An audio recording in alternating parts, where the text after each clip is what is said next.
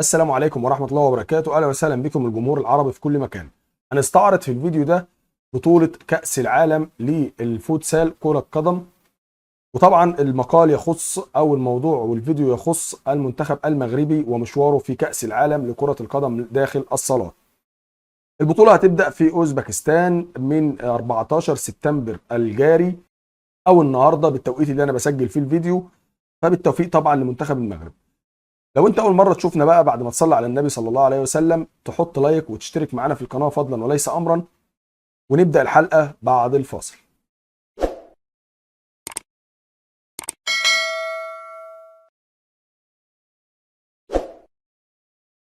يقود المنتخب المغربي الخبير هشام الدكيك الذي يتمتع بخبره واسعه في مجال الفوتسال، وقد أظهر المنتخب تنافسية كبيرة خلال المباريات الودية التي خاضها ضد منتخبات عالمية مثل الأرجنتين والبرازيل. ورغم غياب الثنائي يوسف جواد وبلال بقالي بسبب الإصابة، لا يزال الفريق يعج بالمواهب ومدجج بالنجوم الذين يمتلكون القدرة على تقديم أداء مميز في هذه البطولة. المنتخب المغربي في المجموعة الخامسة بجانب كل من منتخب بنما وطاجيكستان والبرتغال، ويتطلع الفريق المغربي لتحقيق نتائج قوية في هذه المجموعة، وخاصة أنه يمتلك فرصة ذهبية للتأهل إلى الدور الثاني والصدارة.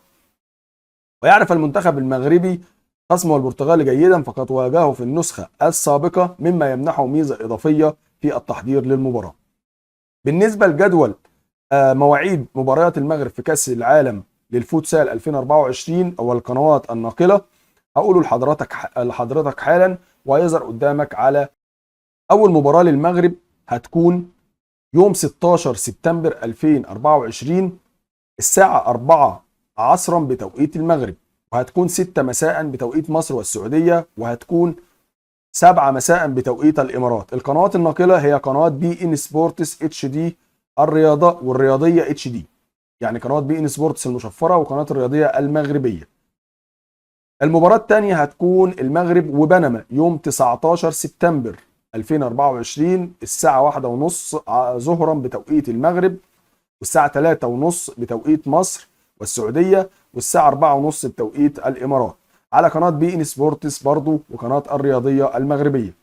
مباراة البرتغال والمغرب هتكون يوم 22 سبتمبر الساعة 1:30 برضو بتوقيت المغرب 1 الظهر، والساعة 3:30 بتوقيت مصر والسعودية، و4:30 بتوقيت الإمارات. والبطولة مذاعة على قنوات بي إن سبورتس والرياضية المغربية. إن شاء الله بالتوفيق للمنتخب المغربي في هذه البطولة، بطولة كبيرة، وعارفين ان منتخب المغرب في كرة الصالات ما شاء الله عليه يعني مميز جدا، زي كمان كرة القدم اللي هي في الاستادات الكرة الكبيرة. فان شاء الله بالتوفيق للمغرب. ولو انت برضو لسه اول مرة معانا، يا ريت تحط اشتراك وتضغط لايك، والسلام عليكم ورحمة الله وبركاته.